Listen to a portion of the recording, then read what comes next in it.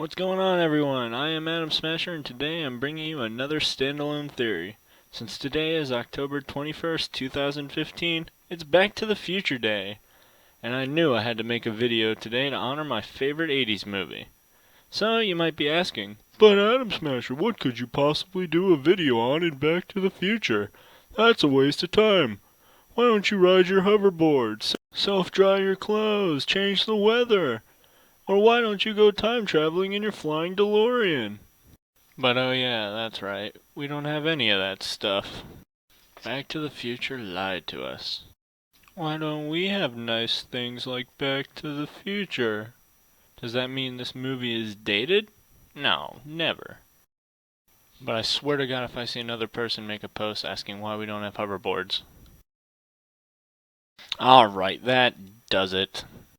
I'm going to explain to you why Back to the Future 2's future is different from ours, and why that is.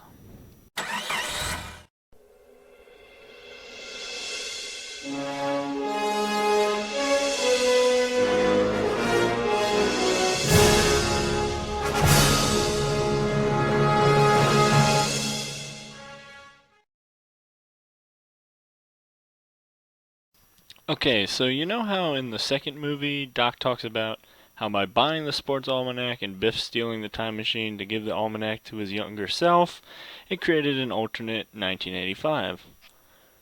This is called a parallel universe. That reality of 1985 comes from Biff becoming the richest man on Earth and making gambling legal all across America. This leads to the downfall of society and leads to Hill Valley becoming Hell Valley. And that was just because of one book. Seriously, time travel fucks shit up. That's why it's important not to change the timeline in any way, or it would cause drastic changes to our world. Good thing Doc and Marty didn't change a single thing when they went back in time, huh? Oh, wait.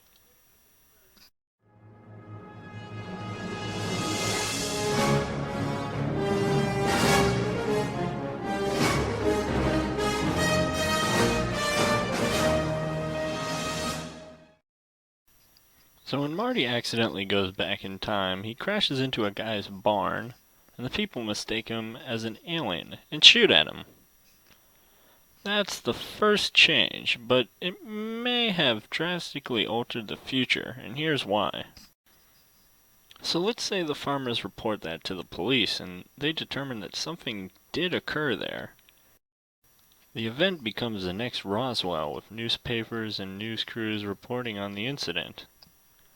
It also leads to a huge rise in people reading science fiction, thus making a lot of kids want to grow up and be scientists. And it also might explain why George McFly's book does so well. Now, this event may actually have had no impact whatsoever. The scenario I just said was worst case. But you've seen the trouble just a book can cause, so who knows the trouble of a time-traveling car crashing through a house can cause. Marty's next interaction is at a local diner, where he pays for his non-sponsored drink. Now mind you, Marty is using minted coins from 1985 to pay for his soda. What if the owner looked at the coins and noticed the dates on it? It probably didn't happen, but that could have been bad. Anyway, Marty inspires one of the workers at the diner to become the mayor. The owner laughs at the idea of a black man being a mayor. What if that's the moment when Goldie Wilson decides he's fed up with the inequality and becomes the driving force for the civil rights movement? Imagine racial equality being 10 years ahead of where it was.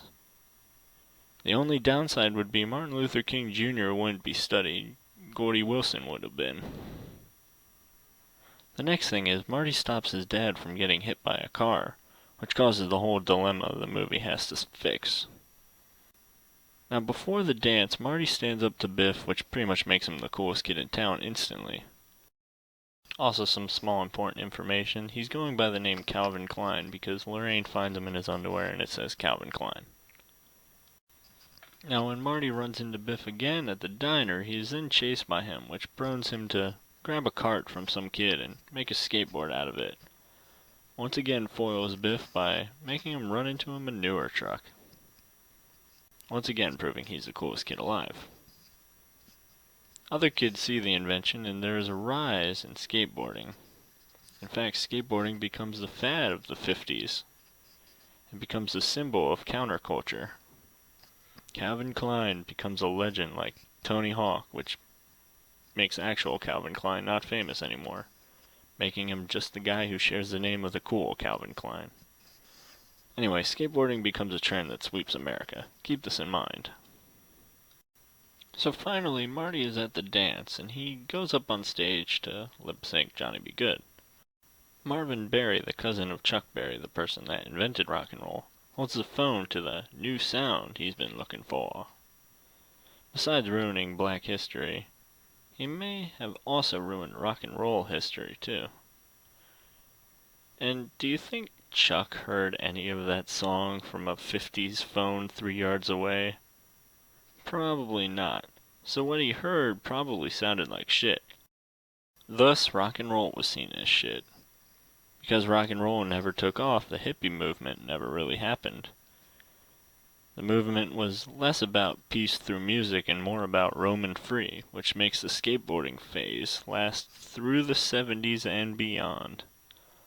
Also, due to the hippie movement not existing, we also won the Vietnam War. And this is where Steve Jobs comes in. Yeah, you didn't see that one coming, huh? Well, as you may know, Jobs was a hippie in the 70s. What if because of the skateboarding phase, he never experimented with drugs and never had any profound ideas that inspired him? So Apple was never created. Which means iPhones don't exist in the future. Sorry. That's not too bad. The trade-off is we'd get hoverboards. And now to the very, very, very confusing ending when Marty returns to his new time. When Marty sees that Doc survived getting shot by the Libyans because he read his note that he left him in 1955, he goes home and goes to sleep. But wait, where is that time's Marty? In Biff's reality, there's a Marty, but he's in boarding school, and that's why we don't see him. Where's Rich Marty? Marty didn't hop inside the Rich Marty's body. There's a Rich Marty somewhere in that time, right? And how is it that Marty and his brothers and sisters were raised exactly the same, even though they were now rich? How were they even conceived at the exact same times they were? Maybe Doc intervened some disgusting way to make Marty get made? Gross. But obviously Doc needs Marty to save his life, and he needs to steal plutonium to build the time machine. It's so confusing. I think I'll do another theory on that sometime.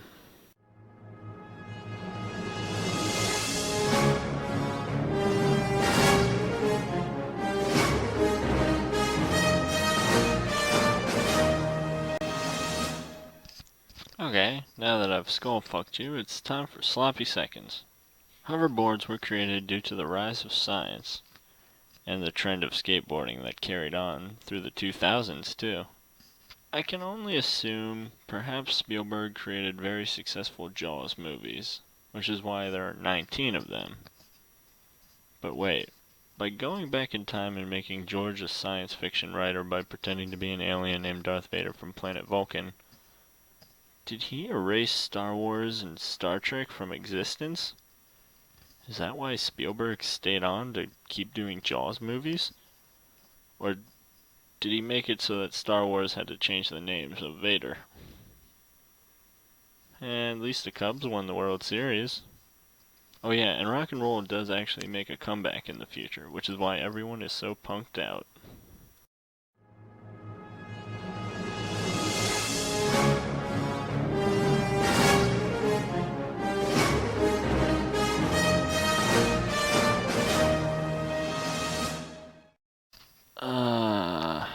There are a lot of changes in this movie. And a lot of fucking up the timeline here. I have a headache. Ah. But what's important to know is that Doc creates the time machine out of a train and flies off to who knows where. Speaking of which, Marty not crashing, which would have ruined his life, never happened, so the note that said you're fired vanishes when Jennifer looks at the paper. Then Doc flies off. Does that imply that Marty is not going to get fired? Or that Doc goes back in time and changes the future somehow to the one we have now?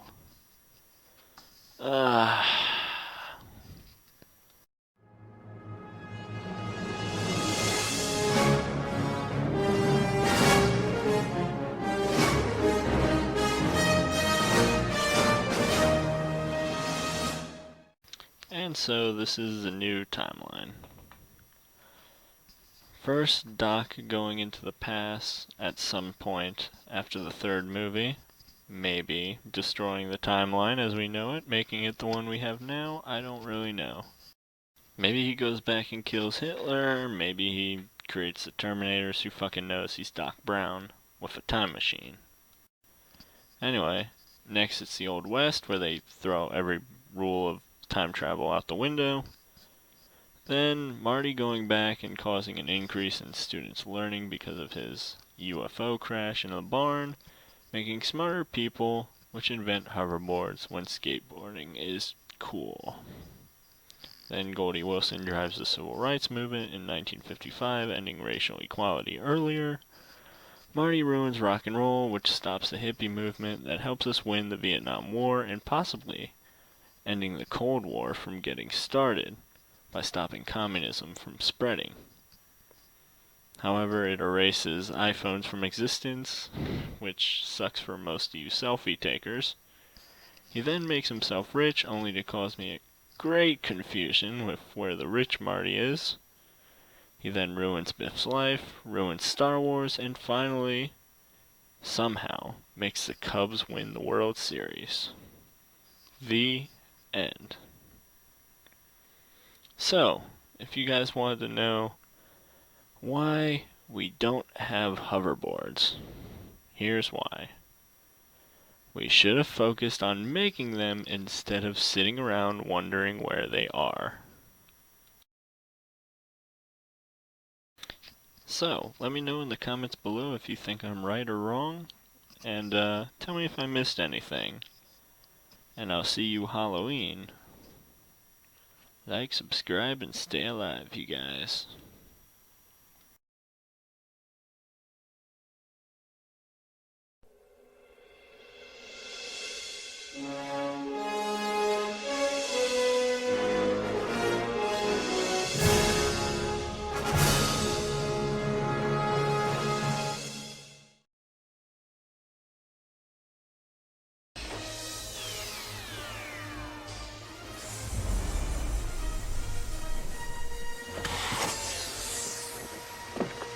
Great start. If my calculations are correct, it is now precisely October 21st, 2015. The future has finally arrived. Yes, it is different than we all thought.